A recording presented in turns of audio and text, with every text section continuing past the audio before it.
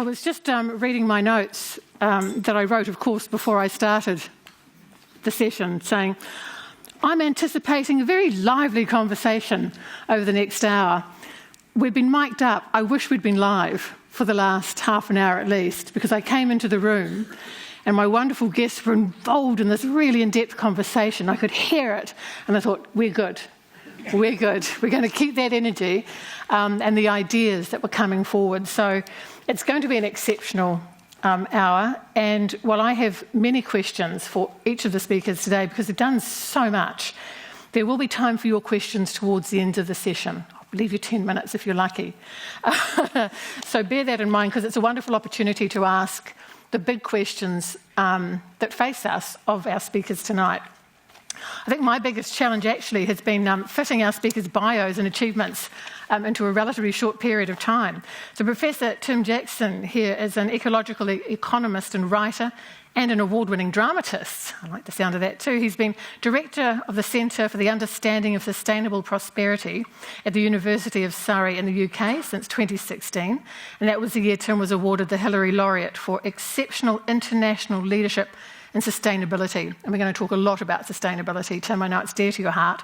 Earlier, while he was Economics Commissioner for the UK Sustainable Development Commission, he published Prosperity Without Growth. His latest award-winning book is Post-Growth, Life After Capitalism. We were just talking about it before. I think your words were elegant and poetic. They were fantastic words, Cassie, for it. Insightful, engaging and challenging, full of wero for us. Professor Christine Kenney is the director of Te Toi Whakaruru Hau Aotearoa, the EQC Mātauranga Māori Disaster Risk Reduction Research Centre. Might look at risk reduction for those stairs later, and Director of External Relations within the School of Psychology. As a disaster sociologist with a background in the health sector, her research and policy work centres on disaster risk reduction, never been so important as now, has it, and humanitarian issues here and overseas. Cassie is also a Cabinet appointee to the Ministerial Advisory Committee on Emergency Management. Emeritus Professor Jonathan Boston, go back a long way to the days in RNZ, a frequent commentator and much appreciated, but also an author and Professor of Public Policy in the School of Government at Victoria University of Wellington. His research interests include climate change policy, again, vital for us, child poverty too, governance, public management, tertiary education funding and welfare state design. He's contributed policy advice on environmental policy for the Ministry for the Environment, and is currently a member of the expert working group on managed retreat for the Ministry for the Environment, and is working with the Environmental Defence Society. And managed retreat, Jonathan, is something I'd like to talk to about. We've had some figures recently about the proportion of New Zealanders I was sharing with Tim who may well be facing managed retreat. So much to discuss. The thrust of this evening's discussion, if we all accept that capitalism is dead, we'll talk about that briefly, to quote Tim, that relentless pursuit of eternal growth had delivered ecological destruction, financial fragility and social instability.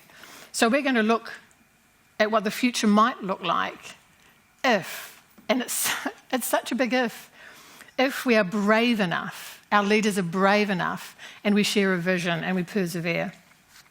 So Tim, anyone who heard me on RNZ will know I'm a sucker for a good quote. I think, and a good definition, and I think it's useful in a conversation like this that we all understand what we're going to be discussing. You did look slightly worried when I said, I'm going to start by asking you to define capitalism briefly, because you've written a whole book about it, but so we understand what we're talking about with capitalism.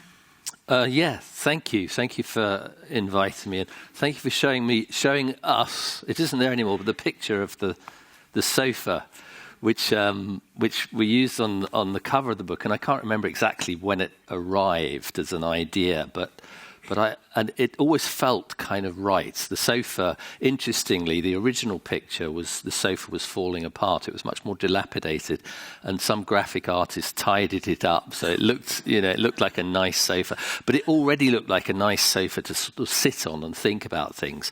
And the point, in a way, in terms of capitalism, is not that capitalism is dead. There were, when I sat down to write the book, there were people saying capitalism is dead, and they were some of them, the most successful capitalists in the world.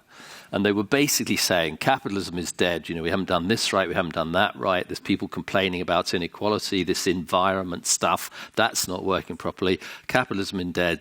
Long live capitalism. Better capitalism, smarter capitalism, sustainable capitalism, woke capitalism, as somebody called it. And so that, to me, it sort of triggered this idea, not that capitalism is dead, but that actually capitalism is a system of social organization that we are living within. It's our culture.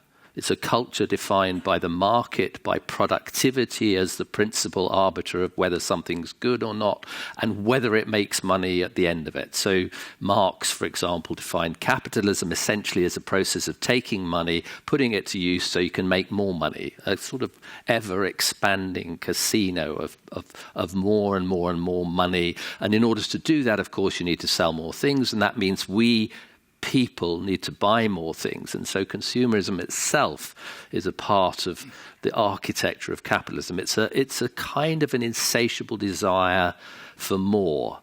And we can all recognize that. But the point, in a sense, of asking about life after capitalism is to think that actually every social system arises and it flourishes for a while and then it disappears. And there will be a time when we won't have capitalism anymore. And so it's the book, in a sense, and the subtitle of the book, Life After Capitalism, was a kind of an invitation. It's not to say that capitalism is dead. Of course it's not dead. It is the system that we live in, and it governs our lives in really tyrannical ways for quite a lot of the time. But thinking about what comes next is a liberating process. It's a process of sort of saying it doesn't always have to be like this, guys. It can be different. And what would we like it to be? And what could it be? And how would we think about getting there? So that, sorry if that wasn't a definition, Lynn. It's an excellent definition. Woke capitalism I will carry with me for some time. Woke capitalism, fantastic. Well, again, and just really quickly, we've got post-growth, and in the book there's degrowth and green growth, which I'd like to come back to as well. But I think they all quite precise. So when you chose post-growth, Tim, what are we talking about there again? Again, it was a similar sort of thing. It's, we think of our society and we think of our economy as something that has to grow all the time. That's what politicians think of it. That's what economists think of it. It's really outrageous to think about an economy not growing. It's very, very difficult for economists to do. And of course, the fact that the planet is finite means that at some point we have to think about that. And actually, as it turns out, the rate at which we're growing has been slowing down decade upon decade upon decade. So that back in the 1960s, we were growing the economy at 4 and 5% a year. Just before the pandemic in the UK, the labour productivity growth, the bit that underlies economic growth, was pretty much stagnant. It had descended decade after decade from 4 or 5% to virtually 0%. And so thinking about a post-growth economy is something that we should do in the same way that we want to think about life after capitalism. We should do, because actually we're heading in that direction. We're heading in the direction of an economy that's not growing anyway very much. And yet we're still trying to cling to that idea that economic growth, expanding the economy, having more of everything, that's the route towards progress. And so post-growth, to me, is a terminology which allows us to say, what happens after that, after we get over that? Once we've got off this addiction to the idea that we have to grow all the time, what comes next? And it encapsulates, I think, the very important idea of degrowth, which is that we may need to think about not growing so much if we don't want to destroy the planet on which all of our economic activity is based. And those two ideas are very, very close together. I don't think it's particularly useful to sort of draw dividing lines between them. I chose the language of post-growth for the same reason that I chose the subtitle Life After Capitalism, because I think it's a way of thinking about a time that lies in the future and that we are steadily approaching and that we need to understand. Jonathan, I'll bring you in here because those sort of growth figures that Tim was just talking about, that doesn't feel like that. It almost feels like we've been post-growth for a while. Here in New Zealand, we're told that our productivity isn't good enough. We wait for the GDP figures all the time. I mean, where are we at, do you feel, in terms of post-growth or growth? There still seems to be an obsession with it. Well, if by growth we are talking about GDP, then New Zealand's economic performance for most of the post-war period has not been particularly good. We were one of the richest countries per capita in the world in the immediate post-war period, and we've fallen to somewhere, 20, 30 in the international rankings, and our growth has not been very, very significant. But I think we need to think globally here, rather than just with individual countries. And it seems to me, Lynn, if we're thinking about degrowth, I would be so bold as to suggest that degrowth is almost inevitable this century, for two reasons at least. One is, I'm very fearful that we will fail to put in place policies that facilitate ecological sustainability, and that the biosphere, if you like, will come after us in various ways, and this will have profoundly damaging economic consequences. Sea level rise, for example, is going to impose enormous costs as we move forward in the century and into the subsequent century. But the other thing which people perhaps don't always think about is what's happening to global human population. And essentially, we have the ebbing of the human tide. Yes, we've still got population growth globally, which will continue for a few more decades, but the likelihood is that sometime in the second half of the century, and it could be early in the second half of the century, the global population will begin to contract. The projections for China are that the population will fall by the end of the century from something like 1.4 billion to something like 600 million. South Korea, Japan, their populations are already in decline. Italy, likewise. So I think that if we have quite sustained, if not quite rapid, population decline in the latter part of the century, we will inevitably have degrowth, because if productivity growth is minimal, it won't keep up with the population decline. So this may sound shocking to people, but that would be my view. But my deep concern is, how do we avoid degrowth being, if you like, completely forced upon us by ecological collapse? And therefore, the work that Tim and many, many people around the world have been doing for some decades now is thinking long and hard about how do we reshape capitalism, the market economy, in ways that are going to make it more sustainable. And also, and this is very much at the heart of your book, most recent book, Tim, how do we reshape our culture so that we cease having this never-ending quest for more and more and more? Because ultimately, on a finite planet, we can't have more and more and more. Cassie, when you and I spoke about this session, you were very keen, and I want to give you time, to consider the possibilities for the future, because Tim joins us at a time where we've had unprecedented natural disasters, and we're thinking about how we rebuild. And we know that we can't just keep building higher stock banks and producing more sandbags for people when the floods come. I mean, you've come at a pivotal time for us, really, and I think you would feel that, Cassie, would you not, that this is a turning point for us? I'd like to think so. I'm probably just a little bit cynical about that, because, as Tim has said earlier tonight, capitalism is not dead. It's just evolving into its latest forms. The sort of questions that have risen for me with the book is, I want to be considering what sort of society we want, what sort of values we want to be measuring. For the longest time, our GDP has measured what we produce. So I think you put it very well in the book when you talked about it measuring things like ambulances that clear the carnage in the highways, nuclear warheads, napalm. I think we need to rethink about what is actually prosperity for us and what is going to be essential for us to survive the degradation that we're facing.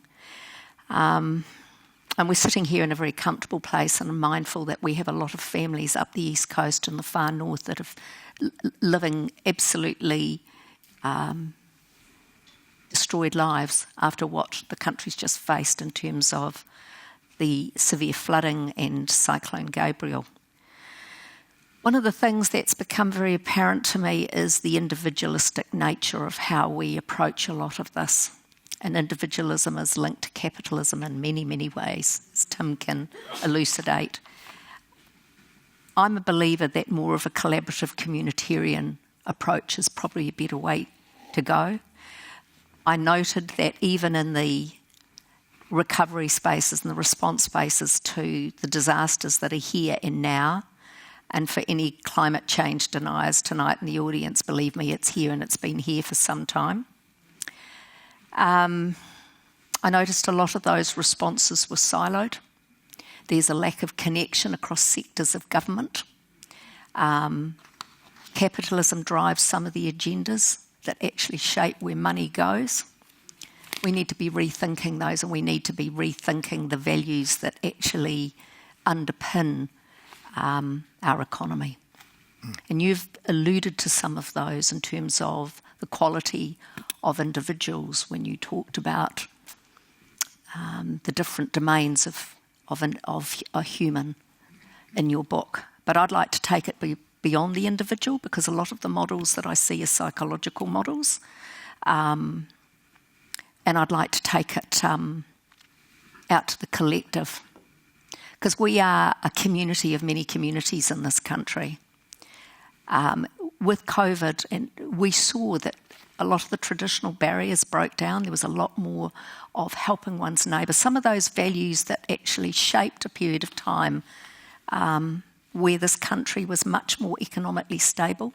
Our cost of living was a more balanced, and we weren't facing the not just environmental horrors, but the health and psychosocial horrors of lack of connection, isolation, severe mental health, epidemic of stress, those sorts of things. And I feel like I'm waffling a little bit. I'm not meaning to. One of the things that I noted with COVID was that we saw a return to some of those values. I don't think we can turn the clock back, but I do think, and I'm referencing the human condition here, we need to have a really good think about what sort of world we want to live in, what sort of social infrastructure we want to create. For me, as a disaster risk reduction specialist, capitalism has driven the desocialisation of risk, and that I think is a major concern for everyone in this room. I had a conversation before I came tonight with the chair of the New Zealand Insurance Council. There are some glimmerings there that they may be making some moves towards creating some form of insurance for those that live that are most socioeconomically challenged. Still a market product, insurance, and also one of the issues is what sort of insurance is going to be available if public falsehoods such as 100-year storms are those sorts of public reassuring narratives that's happened, but we won't see this again in your lifetime, are no longer accepted, and people are coming to terms with the fact that, for example, the acting mayor for the far north said to me at Parliament the other day, she said, we have had 11 catastrophic events since January in terms of flooding, so many homes destroyed, so much infrastructure ripped up. So one person can make a difference. I've seen it in one of my mentors, Professor Mason Jury, as a tangata whenua, as Te Atiawa, Peter, who welcomed you tonight as a distant cousin. part of my role in the disaster risk reduction space is to hopefully mentor the next generation coming after me, and we need to be thinking intergenerationally about how we address this catastrophic impact that climate change is bringing our way. I feel like I've gotten off point a little. I don't have the answers, but I do know that when it is underpinned and has a tūranga or a foundation that is that respects people, that appreciates social connection, cohesion, that where reciprocity of support is in place. And where, in fact, when I look at some of the Māori economic initiatives, reciprocity of goods is in place, we see good outcomes and we see enhanced well-being. And we see, in some instances, what, Tim, you refer to as flow, people being in the moment and being the best that they can be, doing the best that they can, individually and collectively. How that translates into the economy is going to be, from my perspective, we need people that are fostering that sense of connection with every aspect of Aotearoa New Zealand, including each other. Silos within government and the lack of sharing and knowledge protectionism. And I say that carefully because at the flip side of that, mā tauranga Māori, there is a lot of knowledge and that is precious as well. And so I want to see everybody at the table finding a way forward. In my field, disaster risk reduction, last week, Labour had the first reading of the new emergency management bill. There's a lot of criticism of it, but the ayes had it and it went to select committee.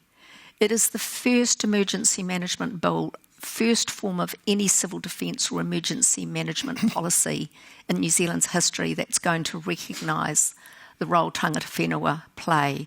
And we saw it play out in Cyclone Gabriel, where Marais opened and took those that were evacuated from completely destroyed homes and livelihoods. We saw it in Kaikoura, where you had a small community provide 9,000 meals in the space of 10 days. We saw it in Canterbury, where all the Marais opened after they were cleared by civil defence. And we have a very unique context here where we have an Indigenous people that collectively has an asset and resource base of over $70+ billion that they have mobilised to support all of New Zealand and will do again. So for me to see that in the bill was a plus, but it's only a first step and there's a long way to go. Sometimes you take that first step, don't you, and you hold on to it, Cassie. I want to come back, you mentioned the pandemic. This is something we talked about before, and just to quote you from the book, Tim, the pandemic provided an object lesson in the art of the possible. And then as people's attention began to focus on recovery, there followed a huge flood of proposals to apply the same speed and scale of response to transform society. Remember this. To address the climate emergency, to counter the devastating loss of species, to protect the integrity of soil and rivers, lakes and streams. I'm with forest and birds, so this means an awful lot to me. To unravel the damaging impacts of inequality, to free humanity from the materialistic scourge of consumerism, and so it goes on. But my goodness, memories are short, and we reflected on that here. We'll come back to it, Tim. But, I mean, the pandemic, you refer to a lot in there. Did it give us a glimpse of what life post-growth could be? I think at certain times, I mean, let's be absolutely clear. I don't think the pandemic is not over. It's, in a sense, it's going to be with us for a long time, the impacts of it. And you can see it, you know, very particularly in a generation of kids whose education was totally disrupted, their social lives were completely thrown apart, whose sense of the security of the world was vanished almost overnight because of everything that was happening around them. And the pandemic of mental health, actually, that's flown from that is something that we are only just beginning to come to terms with, the impacts of that. And personally, I feel it in myself. I feel that kind of, there's something about the world that isn't like it was before. And it's the first time I've visited Wellington since the pandemic. And even walking around the town, I kind of see differences which I didn't expect. I see more people on the streets. I see more empty shops. I see a different culture within the shops themselves. I see a world in which actually there's a sign on the waterfront which says, please do not swim or eat any fish out of here because it's been polluted. And I don't think that was to do with the pandemic, but it is to do with a world that feels somehow less secure than it felt 4 or 5 years ago. And it's not something we're going to get over quickly. And so there was, I think, when I was writing the book, there was a kind of a sense of a different possibility, of a different kind of a world in which our priorities were not to go out shopping. The priorities were not the market. The priorities was not prosperity as wealth, but prosperity as health. And there's something very, very interesting about that. When you think about wealth, it's about accumulation. It is about that process of having more that Jonathan was talking about.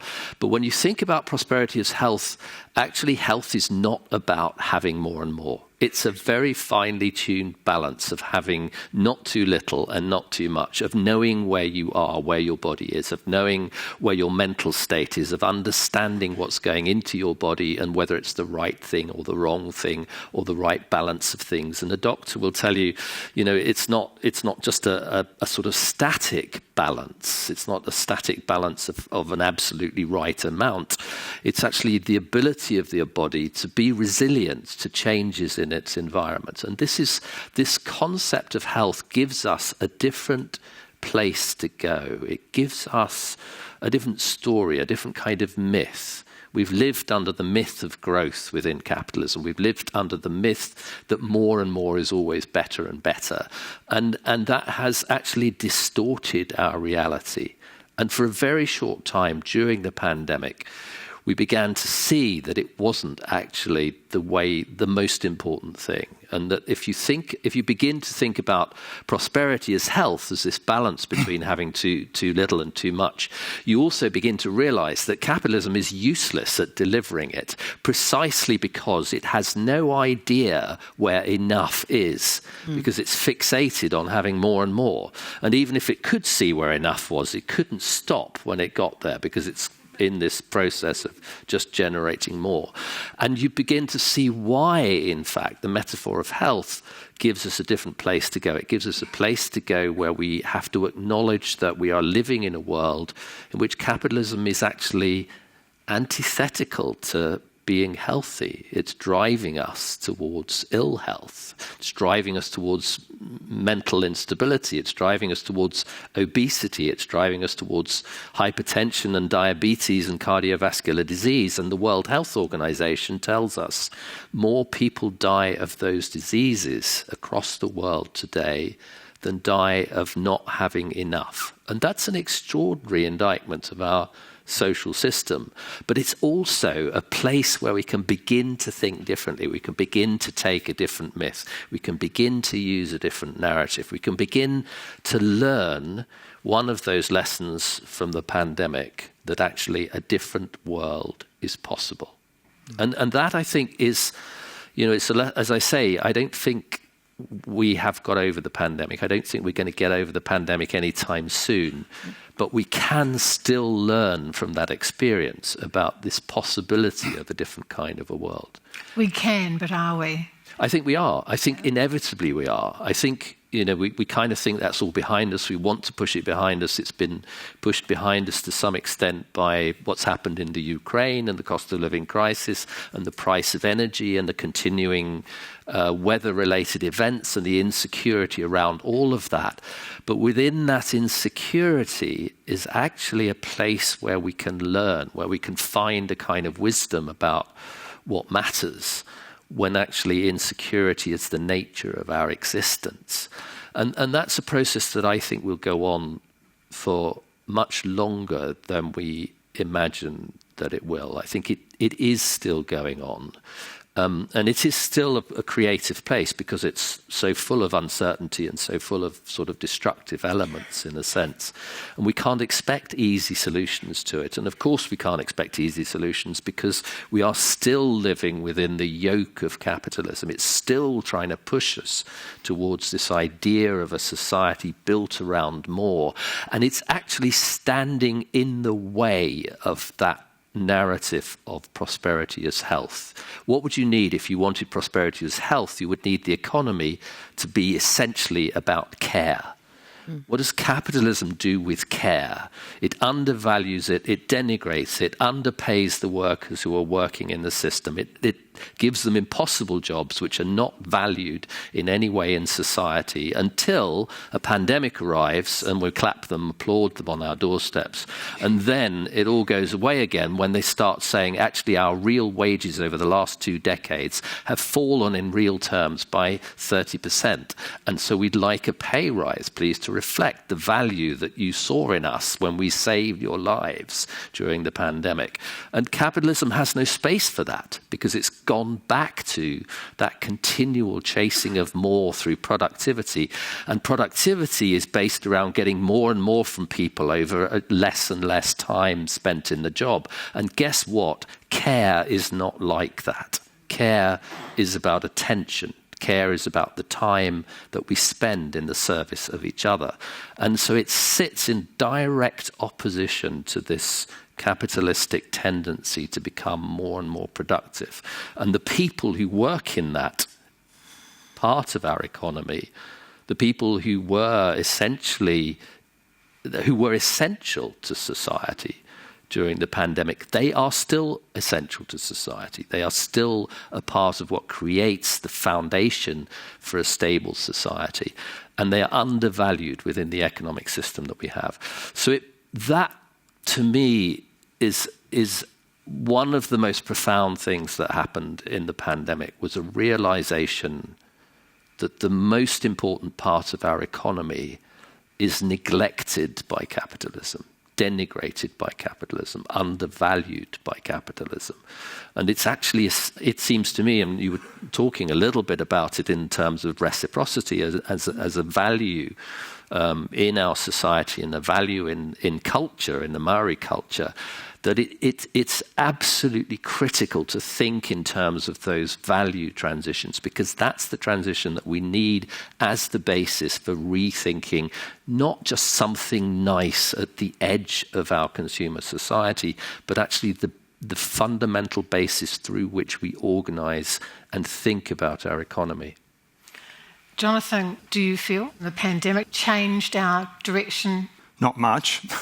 I would agree wholeheartedly with most of what Tim has just said. The pandemic gave us a window into a possible new world, but that window quite quickly closed. And all manner of really quite sad things have transpired from the pandemic, including a very significant increase in mental illness. As an academic teaching young people, I'm just very, very mindful of the dramatic increase in the levels of anxiety and stress among the sort of 18, 24-year-old age group that I have most contact with. It was increasing prior to the pandemic, I might say, but it certainly escalated dramatically during the last 3 years and has continued. Lynn, if I could just make a few other sort of quick observations. I mean, the first would be, this is not the first pandemic we've had this century. I mean, we had MERS and SARS, which fortunately did not have the dramatic impact that COVID has had. The likelihood is we're going to have more pandemics. The former chief health officer in the UK, who's an expert in antimicrobial resistance, Dame Sally Davies, told me in a discussion we were having that she thinks there could be a new pandemic roughly every 5 to 10 years. And that's on top of the one we have now. So we have to prepare for other kinds of health, very severe health issues at a global level. The second comment I'd want to make is really around, how do we bring about a transformation in values? And my answer there would be with difficulty. Cultures clearly do and can change, and we've witnessed that in my lifetime in relation to gender issues, ethnicity issues, and a range of issues connected with sexuality and so forth.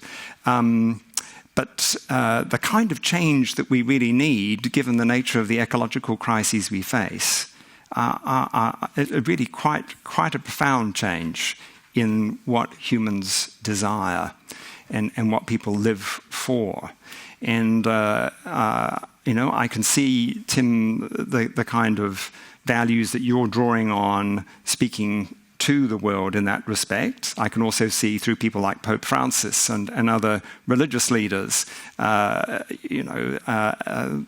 kind of ideas, values, goals, visions, virtues being communicated, but I don't see yet the kind of transformation that we will need to cope with the ecological crisis. And the third point, just quickly, is this.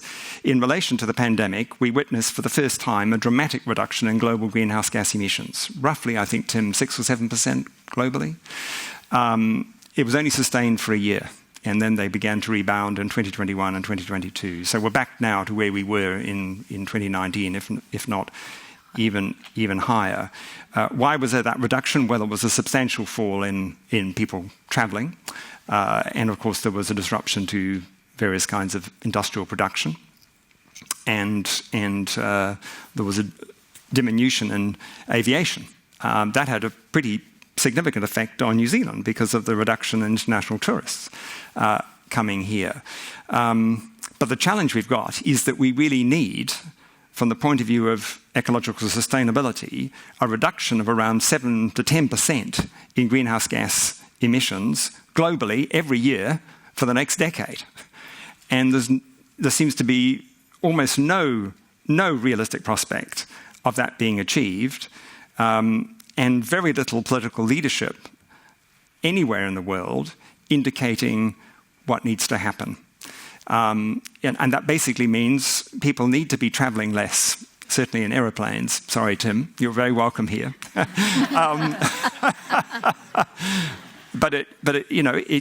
And this is a very challenging issue for New Zealanders because we have so many relatives living overseas. We're so far from anywhere. We can't actually leave the shores realistically without flying, unless you're a yachty, and that's really difficult. But we have to be part of the solution here. It means we have to be reducing our greenhouse gas emissions. We have to be reducing our overall ecological impact, which has major implications for things like land use, how we treat our soils, how we think about biodiversity, and so on. So lots of big issues there. So the key point, the pandemic opened a window for us to see that things could change. The window closed quite quickly and has left quite a few drafts behind, I would say, cold drafts, that we are, kind of reaping now. And I don't feel we've had, sadly, the leadership politically anywhere in the world that's really been able to seize the transformative potential of the pandemic to apply it to the more profoundly serious ecological crises we face. And I'm waiting. And here in New Zealand, we have an election in a few months. And, well, it's going to be, a lot of it's going to be about growth. How do we grow the economy? How do we get more tourists? How do we get more people flying into the country? How do we build more airports? Well, anyway, yeah. We noted that after Cyclone Gabrielle, which was another kind of seismic shift in many ways, it fed into the anxiety that was had from the pandemic. We had, there was an earthquake in Christchurch a decade ago. We've had a rough time of it, really. But all this talk of loving our loving the motu and having it to ourselves and engaging with the environment, and isn't it lovely not having tourists? Isn't it nice not having the cruise ships? But my goodness, the news stories as soon as the first cruise ship came in and as soon as we could start flying again. And it's a little bit like, you remember the bubbles, and we were kind to each other and it was a lovely time. I'd smile at children, which I never do. I smile at animals, not children, what can I say? But it was... it seemed to change so quickly. And we were just talking before, you weren't here for it, Tim, but then we had the occupation, not far from here, right? Where the thousands of the disaffected and the angry and the scared came together. And it was a frightening time. I mean, you had a bad time of it too. Yes, and you experienced what that was like. And it was just this tide of kind of hate and anger and resentment, right? So I had a meeting at a government department and came out of the railway station and was wearing a mask because it was required and it was a sensible precaution, and had 3 of the occupiers bear down on me. One grabbed my arm, one grabbed the other, and they tried to rip my mask off, and they were quite aggressive about it. There had been one police officer in the forecourt of the Wellington railway station that I had walked past, and I thought, oh, you're here on your own. And those that know me will tell you I can be a bit bolshy at times. And I was a little bolshy with these rough men. And I heard a voice behind me, and right behind me, say, "Do we have a problem, gentlemen?" Just quietly, he was right there, he'd seen the whole thing. And they backed off with extremely colourful language at him and me, and he quietly helped me into a taxi to get to my meeting. And that was my experience. And I thought, oh, well, I'm fine, I'm not. But it actually really impacted my heart. And about 2 weeks later, I was driving in town with my adult son, questioning him, as mothers do, about his role doing privacy advice, and he said, "I can't tell you anything about that, Mum." And he said, "No, don't go that way, Mum. Come through here. There's a few people with signs," and I could feel a physical resistance in myself to go anywhere near the streets where and actually I drove up the road and pulled over, and it really impacted me as a New Zealander being attacked in that way by other New Zealanders when all I was doing was going about my day. And I was just one of a number that experienced that. So it's let alone the shopkeepers up Molesworth Street who had their premises and their businesses brutalised. It's a tragedy, but it's a reflection of, and it is. It's a reflection of fear. It's a reflection of being dispossessed. It's a reflection of those that are often marginalised, in the farthest corners and feeling unwanted and unsupported and unvalued in their society. And dare I say it, capitalism has a role to play in that, sitting right at because that's how they came to the spaces they're in now, a lot of them. Can I just comment, Lynn, this also has something to do with inequality. We've had a dramatic increase in inequality in income and wealth across the Western world in recent decades, here in New Zealand, particularly in the 80s and 90s. So we now have, huge differences between the people. Capitalism. Well, it's partly about capitalism. It's also partly about an unwillingness of our political system to tackle distributional issues in a serious way. And as we think about the challenges that lie ahead of us with sustainability, ecological sustainability, we are going to have to try and ensure that we have a more equal sharing of what is going to be available. And I fear that is going to be extremely difficult. It's very easy to increase inequality in a society by reducing taxes or whatever. It's much harder to reduce inequality other than perhaps through war. So, but look at the appeal of tax cuts. It's why, Yes. The parties to the right will always, before an election, Sure. talk about Tax cuts for whom, though? Yeah, people like me. That's right. Not particularly for the people at the bottom. That's right, but it's a vote winner. It's always a vote winner. Why is that, do we think? Don't you think? It takes us back to values, doesn't it, to some Yeah. extent? But Yeah. Actually, the manifestos are quite specific about which group of wage earners upward are going to get those tax cuts. And it's not those that are working as cleaners, it's not those that are doing the night shift at the hospital as porters, it's average middle class income earners and upward. Goes back to the block of cheese, now that a block of cheese is $15 to $18 at the supermarket, I think. Tim, the core of your arguments with the book is an appeal to economists to understand that the economy is not a separate or even separable part of the natural world, but a wholly owned subsidiary of the environment. And again, where I'm at Forest and Bird, we try and say to people, it's not nature and the economy, it's not nature and people, we're all in this together, and we can't heal and we can't go forward if we put nature out to one side. Yeah, there's this sort of separability is a kind of othering in a way. It's like, and it happens actually in both in ecological sense and in a social sense, and it is a part of what capitalism does, because that system of creating what is seen as the most important thing of monetary value, that process of the creation of that monetary value, is something that automatically others the environment. It socializes costs of the process, and it privatizes the benefits of the process. And it argues, it's one justification is to say that if we build that pie big enough, if that monetary pile gets big enough, then it will trickle down to the poorest in society, and that will be okay because their lives will be improved. But as Jonathan has said, and as Christine has witnessed, and I've witnessed it myself, I was mugged at knife point by two disenfranchised young people,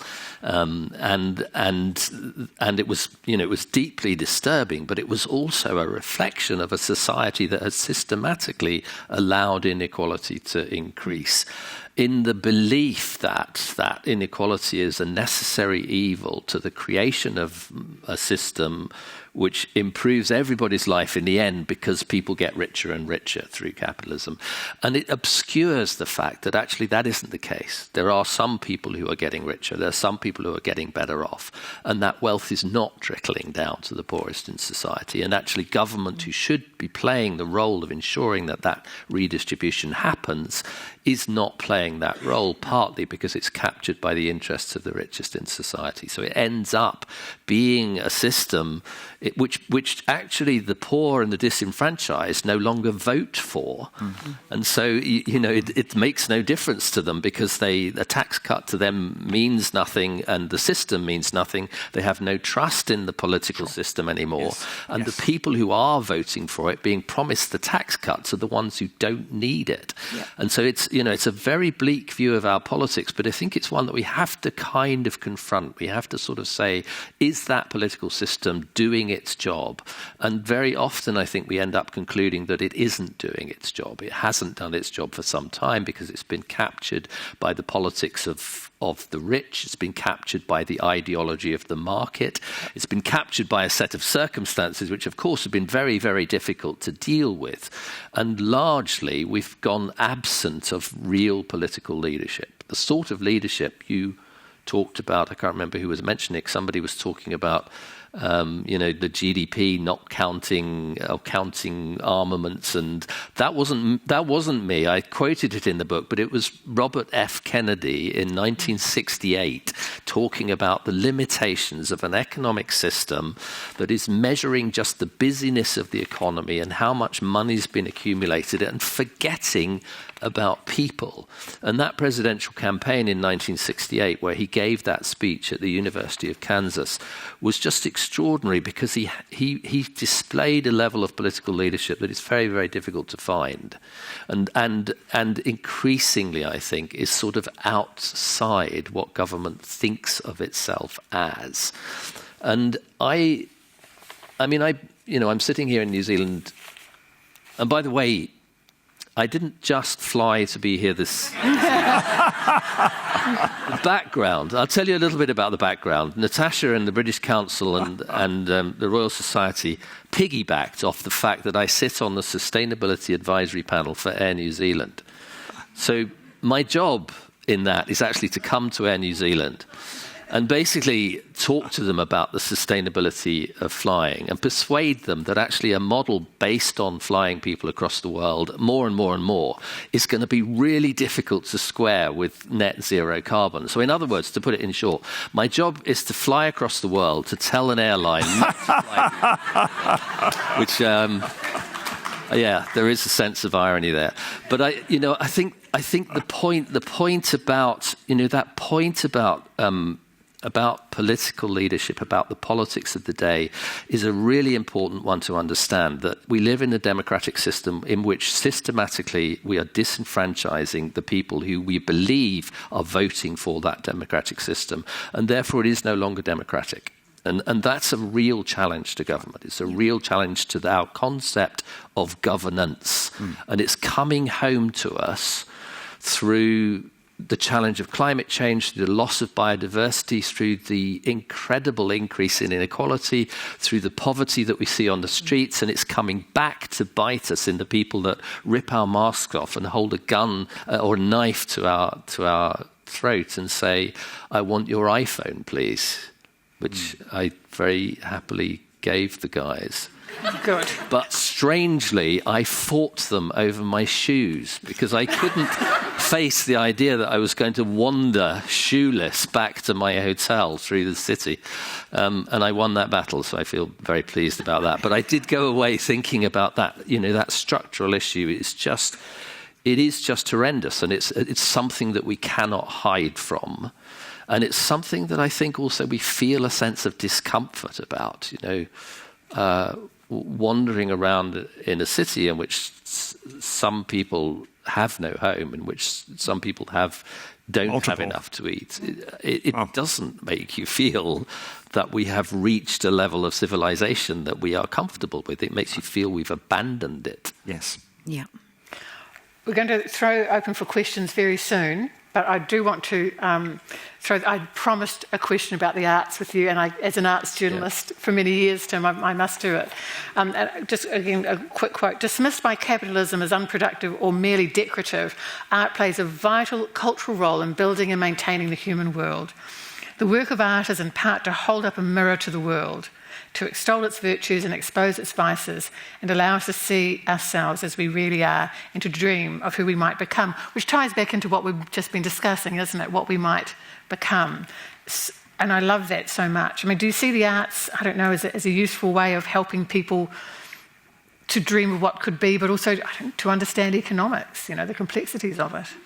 Yeah, I mean, I have used arts that way, and you mentioned at the beginning, I have this other career as a playwright. I actually started as a playwright, so I thought about the world as a writer and as a playwright, and the use of drama, the use of story to address issues is really important, and to bring people to economics, because actually economics as a science is almost indecipherable to most people in society, which is tragic because it runs our society. It makes our society what it is. It creates the world around us, and yet very few people kind of understand that. And hidden behind the equations of economics actually are moral assumptions about the world. And those moral assumptions you can talk to people about through stories, through drama, through art, through a way of expressing the world that isn't formalized and isn't hiding its reality from ordinary people behind a mask of clever equations and formula. It's actually bringing those stories to the front. And I think that's one of the things that art can do. I think it can also give us a space where we can think about the world as we would like it to be, where we can loosen the shackles of our rationalistic sense of ourselves and acknowledge the humanity that lies behind that in a way that, to me, it's a part of what that process that you were talking about, Jonathan, of actually a value transition. That value transition can take place through the arts in a way that's very difficult to do through science. It's very difficult to do through just standing up and telling people what to think or what to feel or what to value or how to behave in society. Actually, it is through stories, through art, through creativity that we become engaged in that process as human beings. And that's, as I say, something that's difficult for science to do, but actually is the role of art in society. 100% agree. Now, Debbie and Holly are going to be coming around with a microphone very soon. So if you'd like to put your hands up for questions, you say these lights are very bright. Do take the opportunity. I'm going to ask another question of my own. I'm very happy to use the next 10, 15 minutes myself, but I'm happy to share. But just while the microphone travels around, I wanted to come to you, Cassie, about that, because not on your CV, but you told me you actually have studied art as well. I mean, do you see the possibilities for yes, art? I do. Because we're all storytellers, right? All of us in our roles are storytellers. We live in a storied world. Yes, no, I studied fine art history and fine art at the University of Toronto while I was doing my sociology degree and took them both through to honours level. So yes, I absolutely agree. And some of the really effective ways of communicating science and also risk and preparedness suggestions. I've seen some amazing works of art done by young scientists using exegesis, using visual performance art, and also using sculpture, it's been fascinating to see how profound an impression it's had on communities. And I'd select the work of artist Harmony Repair and her work on tsunami warning systems, sculptural installation, which she took home to the East Coast, and it was received with delight by her local community, who had absolutely no trouble understanding. That's that notion that a picture tells 1,000 stories. In terms of thinking about it from a Māori perspective, I whakapapa to Te Atiawa Ngāti Toa Rangatira and Ngaitahu, and a bit further back to Ngāti Awa and the Bay of Plenty. When I look at the legacy of knowledge and wisdom, including about how to engage with the planet and adversity that has been gathered and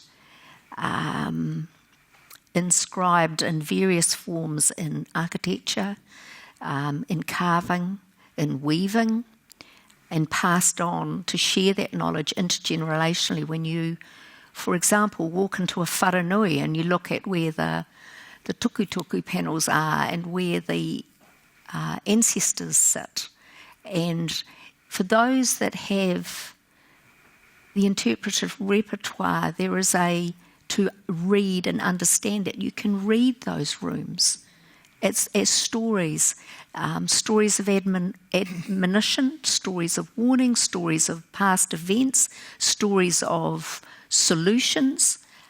They're all there.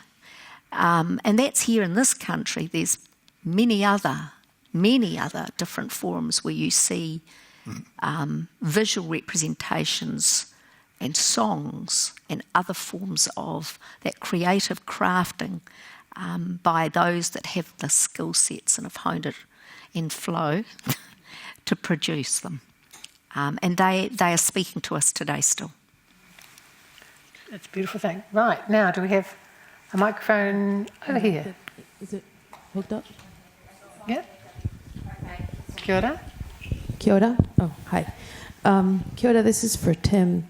And on that point that you had about health kind of being in opposition to growth and to capitalism, I'm wondering, as a designer, what do you say, or do you have, I guess, what would you say to people, either designers or companies that either have programs for their employees or design their offices in a certain way to promote health, so a 4-day flexible working or 4-day weeks or working from home or whatever the programs might be, or spaces, offices that have more plants or kind of breakout rooms that are intended to support employee health, but with the outlook for greater productivity? Yeah, I mean, it is interesting, that one. I think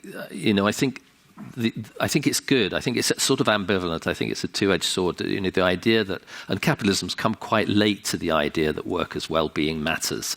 For quite a long part of its history, it's actually, put that aside and talked about it as relatively minor part of doing business. And actually, the bringing well-being of workers back into the frame and talking about the health of workers is in principle a very good thing. And it does turn out that sometimes when you do that, you have more productive workers, because happier workers are more productive. But it also turns out, it's not a completely straightforward relationship, that relationship between kind of the happiness or the well-being of the worker and the productivity. Because if productivity is the aim of the company, even as you're paying attention to worker well-being and to health, then that productivity tends to have a negative impact on well-being as well, or the pursuit of productivity, particularly in kinds of professions which don't really lend themselves to productivity growth on a continual basis. Those professions which rely on the time that you spend in a particular task and the quality of the task, and indeed your satisfaction as a worker in carrying out that task, depends on your ability to spend that time in the task. And when that gets infringed, then these sort of rather sometimes cosmetic efforts to improve health in order to create more productivity tend to undermine themselves. So the evidence very, very mixed. And I feel this, about the concept of the well-being economy, taking it from the individual workplace to the economy as a whole. I think there's three different ways of thinking about the well-being economy. One is that, well-being's a really nice thing to have as long as we've got the growth economy fixed. And the other is that actually, and this is, it starts with a good insight that the growth economy depends on us being well, on us being healthy. And so we should attend to the well-being economy, and that will give us back growth, and that will allow us to create well-being, and it will be a positive virtual circle. And so you end up thinking, actually, the well-being economy is exactly the same as the growth economy. The well-being economy is the growth economy. The healthy worker is the productive worker. And there's actually no distinction between them. And although it gives us a basis, it does tell us that health matters and that actually well-being matters for the economy as a whole, for the health of the economy as a whole. When you sort of when you diminish that into a simple equation that health equals productivity, or the well-being economy equals the growth economy, then you're kind of missing the point. Because the structure of the growth economy, the structure of following productivity as your goal, is not the same as the structure of following health or of well-being as a goal in itself. And so I think it's very important, even at that company level, to distinguish between those two things and to think about the places where they can go wrong. In the economy, it's very clear to us. If you're chasing growth, you forget about the care that actually allows you to maintain health in the economy, because it isn't productive. And that can also happen at company level. So I think it's one of those places where you have to kind of, yes, acknowledge that it makes sense to look after worker well-being, but not to fall into the trap of equating that with the benefits of productive workers. It's one of those words like, sustainability and compostable and recycling, greenwashing. There's just a lot of discussion around language at the moment, and it can be used quite loosely, I think. Barbara, did you have a question up there? Debbie, sorry. Kia ora koutou. My name is Natalia. Thank you very much for your insightful knowledge that you've shared tonight. It's refreshing to hear this transition in the thoughts about degrowth, because it's been something that's not been talked about openly, especially in New Zealand government, I think, for a while. I do work for government, I'll just declare that. I work in strategy and policy, but I'm also an economist who enjoys creative writing as well, so great to meet a fellow economist that way. My question is for anyone on the panel. Indigenous peoples around the world have held these core values and beliefs about reciprocity and care for eons. but they're often the ones who are subject to the ecological and economic impacts of capitalism. And my first question is, how do we, or how to redress that? And my second question is, do we need to adopt a gross national happiness index like Bhutan? Okay, so would you like to take the question? That's a two-parter. I'll take the second one first. I think we need to have a think about what gross happiness means before we finalise any measures in that space. With regard to the first one, it's a work in progress. New Zealand is a colonised country. Many countries with Indigenous peoples are. And we are still to this day reaping the impact of colonisation of our lands, of our values, of our culture. But I have a little bit of hope. I wasn't joking earlier when I said that our economy, our Māori economy, has a resource and asset base of over $70 billion, and we're not going anywhere. And if we trace back its origins to before we were colonised, we had trading economies in place with Australia, South America, other parts of the Pacific, and actually even further afield, I've been told by colleagues in Canada and the US. Value-driven. I believe, from what I'm seeing, and I'm seeing it at the UN and in World Health as well, that the values that underpin various Indigenous peoples are increasingly being recognised and taken seriously. And there is a real recognition of the need for Indigenous voices, not in a siloed way, but actually at a main seat at the table to actually shape decisions about investments and how we address risk. I've seen this in the recognition by the Warsaw mechanism, and I'll let the economist on my right explain it, be much more familiar with the workings of it than I, of non-economic assets and values. And prior to that, it was all about money and capital assets. Those intangible things that Indigenous communities value are being noted within the Warsaw mechanism for loss and damages, which is one of the mechanisms, that and the Santiago mechanism, that look at the impact of everything: climate, environment, war, pestilence, and how that impacts the world. And we're seeing pick-up and genuine recognition in that space, where before non-economic tangibles and intangibles were not even a consideration. In my sphere, within the disaster risk reduction sphere, in the last 3 years, the United Nations Office of Disaster Risk Reduction specifically requested, in deciding on where the risk science and investment agenda that the World Bank was discussing with them would go, that senior Indigenous scientists, who weren't just Indigenous and scientists, but Indigenous people who practice what we call here ahika, keeping those home fires burning, going back to the marae. My job as a cook at Whakarongotai on Kapiti Coast. I know when I have to front, and I know what happens if I don't. Bringing us together, and I have to say, sitting on a call with 22 senior Indigenous scientists and leaders from around the world, including 2 Nobel Prize winners, I might add, one from Samoa, who was involved in being one of the lead authors from the original Intergovernmental Panel report on climate change. It was inspiring, and what was even more exciting is that at part of that conversation, we had 2 heads of 2 major UN agencies. They were sitting there. They took notes.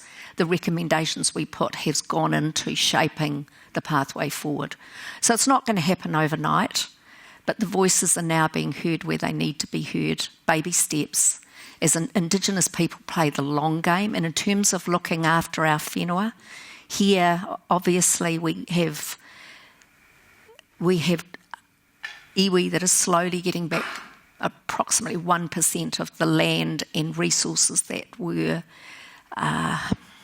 stolen under what was British common law back then and subsequent legislation. And we are seeing the progress that iwi are actually making in terms of putting in initiatives that are going to make a difference. And I'm going to single out Tuia, that Ngāi Tahu have engaged with for some time with Environment Canterbury and others, the restoration work that's driving. There are other initiatives around the country. That's a New Zealand example. If I go across the ditch to United States and we look at the Quinault people, there they are both a First Nation people and a Native American people, and they have coastal title to 3,000 kilometres of coastal land. For them, climate change has been catastrophic. They have worked with their knowledge, with their scientists and with their investment and developed measures for restoring their razor clam beds, which is an export commodity as well as a traditional food. And the measures that they have developed has now been picked up by 84 Native American tribes, and are being, spread further. So those are a couple of exemplars. There are many, many more. For me, seeing Indigenous language in the Global Assessment Report, which came out in 2022, that was a first. Te Reo Māori is in there, which was also another first. That recognition is coming, not coming fast enough, definitely not coming fast enough, but the values, the knowledge that Indigenous communities have had and developed over thousands of years, because what we see as events is just lived experience for Indigenous communities. Being adaptive to adversity is just part of life. Adversity is nothing new. That knowledge, I believe, has seeds within it, which, if it falls in fertile soil, has a potential not just to help us recover some of the damage to our own environments and whenua. And I'm using whenua very broadly here because for tangata whenua, we have a whakatauki here in New Zealand. I am the land and the land is me. So for us, it's that socio-ecological genealogy that connects us directly to not Gaia, but to Papatua Nuku, the Earth Mother. We take that really seriously.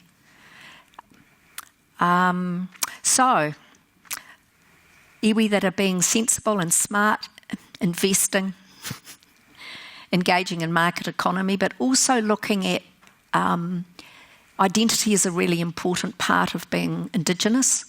And so looking at developing entrepreneurial activity that is respectful of stewardship relationships with the land, and also remembering that for us and for most Indigenous people, the unit of cultural capital, the cultural asset is the extended family. It's not the individual. So wealth sharing, investing in the next generation, Whairawa, the match saving scheme for the Ngāi Tahu youth is another example of that. There's many, many different layers to this. It's not a quick answer. I think I better stop talking. That is our time. I feel that this whole conversation has been fertile soil, and I hope the seeds of change and our ideas that you've exchanged will fall on fertile soil. I wish I saw that. Thank you all for coming out this evening, and please join me in thanking our guests, Emeritus Professor Jonathan Boston, Professor Christine Kenney, and Professor Tim Jackson.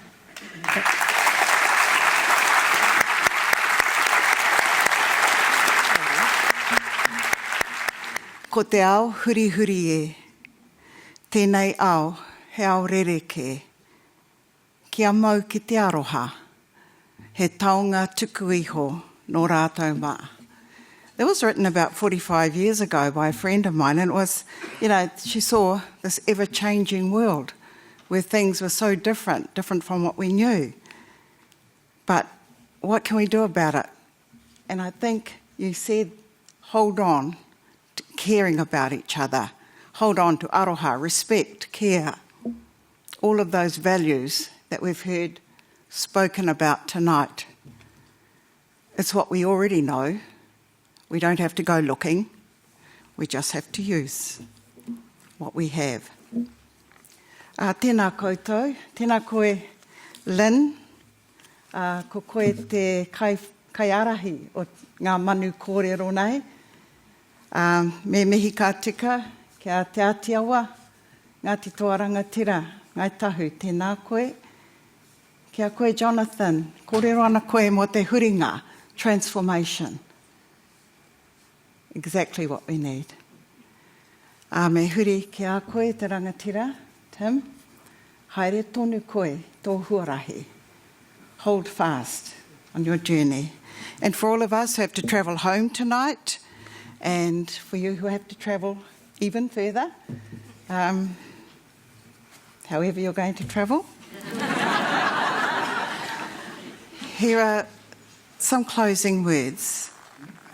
Kia hora te marino, kia whakapapa paunamu te moana, kia tere te kārohirohi, I mua I tō huarahi. May the calm be widespread, may the sea glisten like the greenstone, and may the shimmer of the season dance across your pathway. Tēnā koutou. Kia ora.